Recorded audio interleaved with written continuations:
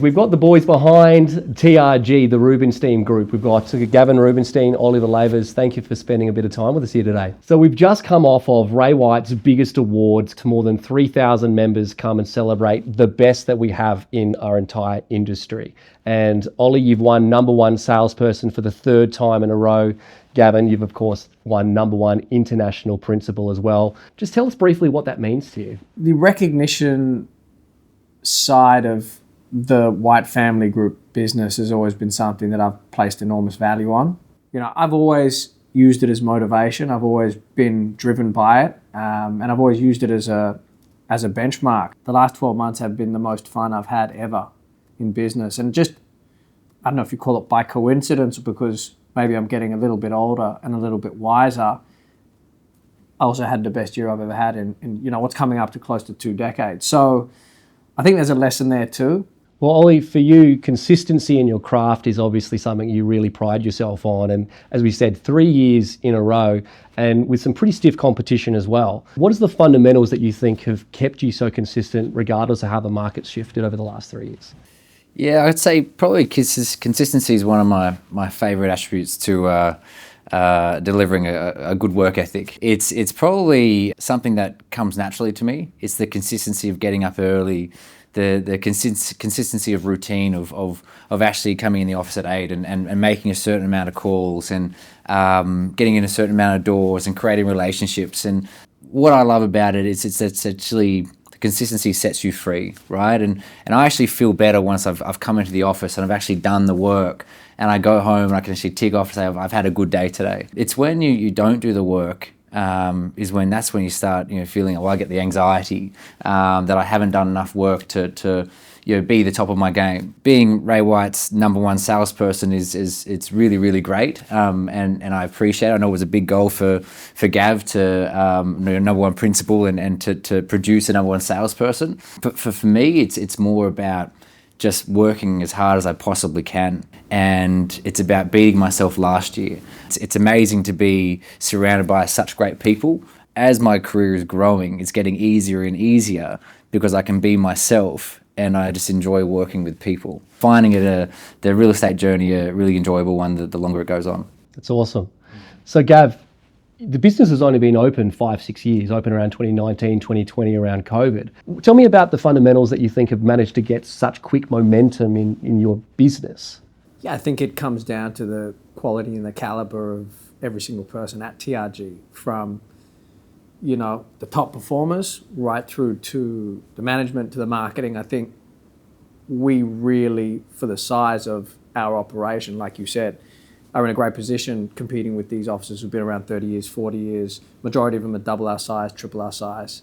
I've always said my whole life size doesn't matter. So it's an extremely humbling and proud moment for me to see that sort of outcome, right? And motivating at the same time, because naturally, like Ollie being #1 in his field, my team getting the recognition in our field that we've got, this is the final category that, of course, everyone is aligned with wanting to win, because I think it shows the quality of the people in the office. And I think we've got a level of quality there that's very different to any other firm in the country. And the results speak. I would love to know, you've gone from one shop in Wallara to the feature highlight shop in Rose Bay, now Hunters Hill, and no doubt the growth will continue. Talk about what you think has taken you from being a great operation with just a couple of agents to now competing with the biggest shops. What is the difference maker? Where are you investing in TRG right now? I've always just tried to keep relationships with the agents in the office on the basis of being a fair deal. So for me, what that looks like, or my interpretation of that, is a mutually beneficial agreement whereby we're reciprocally adding value to each other. Right? It's no different to how we put ourselves in a position to win some really good listings, show the vendors the extra or the significant value that we can add versus the other agents we compete with. That's just a formula that I don't get right all the time, but do my best to get right, particularly when we get it wrong. And I think Ollie hit the nail on the head. We're pretty fanatical around everything we do and everybody who works at the firm, and constantly revising every small detail of the business just to make sure it's up to what the TRG standard is. Well, let's talk about that a little bit more, which is ultimately the signals that your business is sending both to the marketplace in terms of your vendors, clients, landlords, tenants, and also to the industry as a whole, the kinds of people that you're attracting into your business. What is the signals? What is the intention? What is the culture that you really think is behind TRG's success? The culture behind TRG's success. It comes naturally when you're saying that, doesn't it? Huh? I think everything's done on purpose, right? We leave nothing to chance. You know, we're not an agency where the property's going to sit on the market for a year and hopefully it sells. They know they're getting an agency that really digs their heels in and pushes the buyers to get them through the properties. I think we're developing a brand that is a luxury brand that you know, I'm not sure how to put it, that gets it done for the top price. It's all about the vendor. Everything we do, every move we make, whether it's branding, whether it's standards, whether it's service, whether it's office admin, whether it's response time. I mean, you can have a look at all the multifacets of what's involved in the process, but it's all geared in, around, and towards making sure that we can continually do the best for every single vendor that we represent. And it's as simple as that for me. We've started the new financial year already hitting new records, new goals, and it's certainly on track to be competing with number one in both of your categories again this year.